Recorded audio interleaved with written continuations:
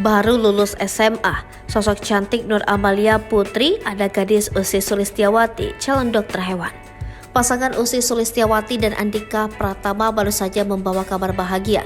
Dua anak gadis Ussy dan Andika baru saja lulus sekolah.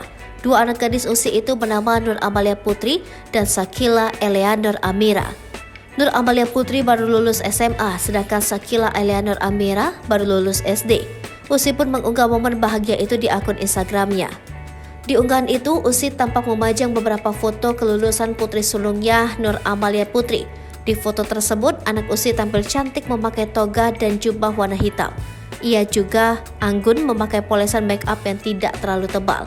Ia pun foto bersama Ussy dan Andika Pratama seraya memegang ijazah.